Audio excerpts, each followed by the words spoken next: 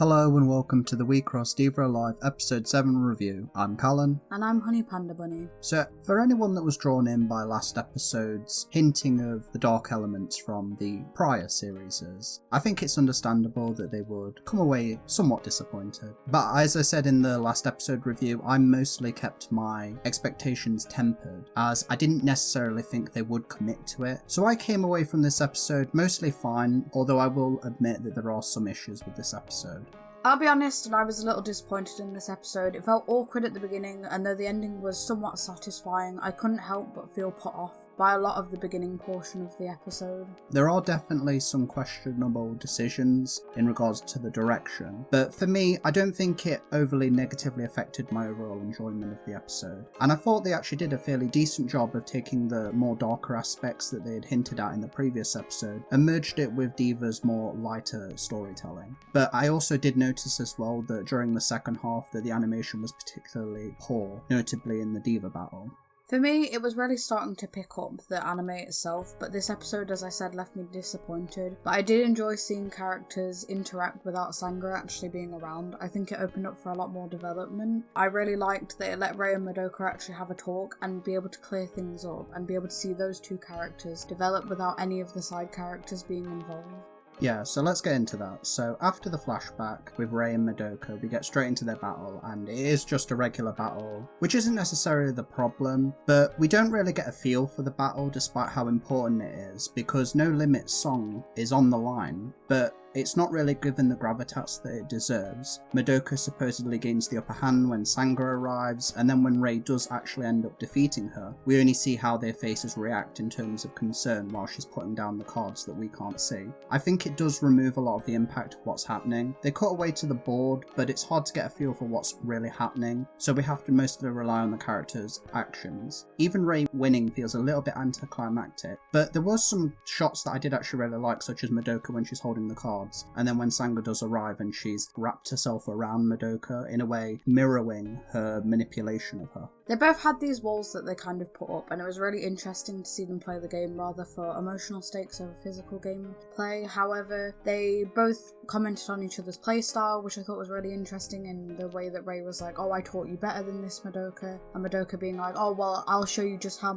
powerful I am now." And we see her, as you said, get the upper hand. So clearly they've both advanced in the game since they were with each other. But something I actually really like is that Harane, Akino and Mujica are really trying to find them and find out where they were. And it was interesting that with Mujica, it's clear that Sangha and Madoka mean a lot more than what we've seen so far. They kind of get introduced as just being a team that's kind of all put together just for the sake of being a team. But clearly Mujica cares about them to be able to immediately know where this place is for them to go and meet up, which is obviously her family building. I think they did do a really good job with Mujica, who is, of the three, the one that's least integral to the core of the story, but we do get to see a lot of her development, and we did get that funny scene where when Harana and Akino meet Mujica and she's imagining that Madoka and Rei have potentially thought that Madoka's stabbed Rei, she's saying it's just like a late night anime, which feels like a very intentional call out to Selector's more darker tones. They even replicate the bridge scene with Akira and Urif. I do think that it's a little bit weird that they were hinting at these elements in the previous episode only to backtrack them into a joke here, but I can't help but admit that I did laugh at it, so it did work for me. So after the fight, we see that Madoka knocks over the table after she's lost, and then she starts beating on Rei. And the direction of the scene was a little bit questionable, from the weird sound effects as she's hitting her, to the weird jump cut to them suddenly being on the floor, to the fact that nobody really steps in to stop her from beating on Rei. And I get that they want the emotional scene to play out, but maybe they could have had Harana and Akino go to stop her, but then maybe Sangha and Mujica blocks them so that they can air out their grievances. Yeah, I really disliked this scene. Like you said, it was terribly animated for me, and it came off awkward and more comedic than it was supposed to come off seriously. It's the spacing and the cut, it was just so awkward for this action, and it felt really lazy. Though I did like that after this, obviously, we get the reveal of Sangha actually pulling the strings. It was really interesting, as I had thought in the previous episode she was pulling these strings, and she trained hard, and Rei didn't really see that. She wanted to be closer to Madoka and then progress as a team, but Sangha also wanted to progress as a team with Madoka and be together with her. So we get to see a lot of personal interaction take place here instead of actually thinking about the game. And it's this constant reason of why Rei's like, oh, it's not a game. Obviously she's had this personal interaction before and it's broken up a team like this.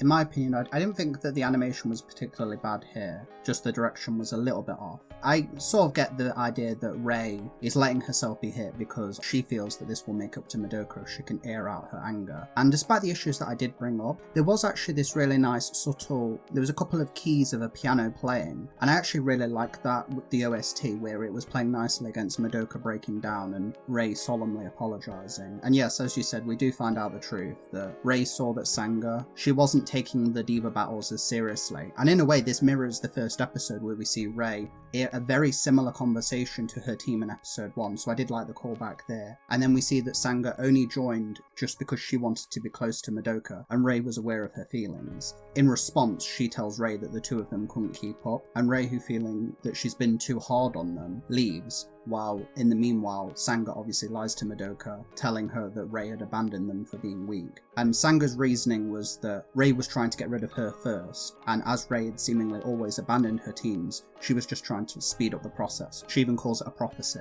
Well, I don't really agree with the side of it being like, oh, Sanga wasn't putting as much work in, because we do actually see that she's putting the work in. It's just that Rei doesn't see that. She doesn't want to see that. So clearly Sanga is also putting the work in. And it's the thing of that if all the sides of the parties were just equal and we didn't have any of this jealousy within it, I actually think they would have succeeded as a team if they'd gone forward and been open and honest with all of each other and not had this rivalry between one another. The imbalances on the side of each party was just too much for this group to work, but it was really good to see that they could have worked out if they just leveled the playing field and been a bit honest at the beginning. So something I really like is while Sanga is giving off her emotional speech is that Hirana comes up to defend Rei, and as the protagonist, Hirana's actually had surprisingly little to do in the series so far. But I did really like the scene of Hirana stepping up and defending Rei because it proves that while she does provide a lot of comic relief, especially in this episode, she can be serious when she wants to be. And I actually really like the parallel between her and Madoka. Hirana believed in Rei and their team has gotten closer as a result of that, while Madoka believed in Sanga's lie and never questioned it, and as such it ended up destroying their friendship. As well, there's a really interesting line from Rei when she comforts Madoka that she was generally planning on getting rid of Sanga, and I didn't read that from the flashback necessarily, but I did actually really like the ambiguity of the line, because did she actually really mean it, or was she just saying that to comfort Madoka? We've mostly seen Rei as a good person, but that doesn't necessarily absolve her of her past guilt.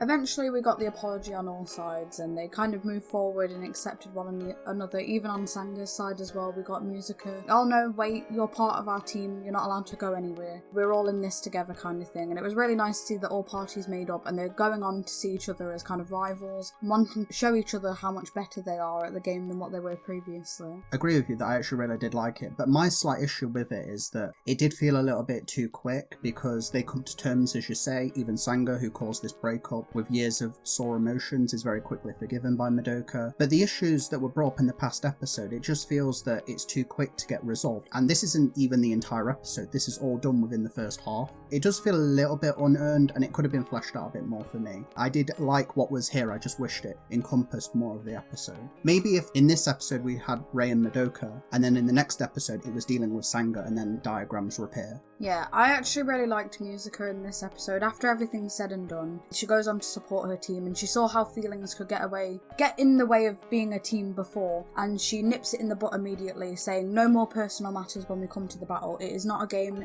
we play the game as it is, and it's really mature of Mujica, and I'm really starting to like her character. I know she's played off as being like the dunce in this, but she's actually so intelligent and emotionally smart here, in the sense of being open and honest with her teammates and still loving them wholeheartedly, as we see in the battle and we've seen previously with the knowledge that she has of Sanga and Madoka. So I really liked that about her in this episode, and she was probably one of my favourite parts of it. It turns out that she's a really good leader, and again she echoes parallels with Hirana, who both of them in this episode serve as a lot of comic relief, but they also get moments where they show how serious and committed they are to their team. And as you said, she encourages them not to bring their emotional baggage into the battles anymore, and as we find out in a flashback, she was the one that helped Madoka to not give up on Wixoss. And I really like the line at the end of that scene where she says that Wixoss is not a game to them, which is also a line that Rei says in the first episode. Obviously those two have probably heard that line before, and that causes them to laugh from remembering. Really nice little bit of sort of storytelling there. So we go into No Limit versus Diagram, and I don't have much to say on the battle. It's mostly just formulaic.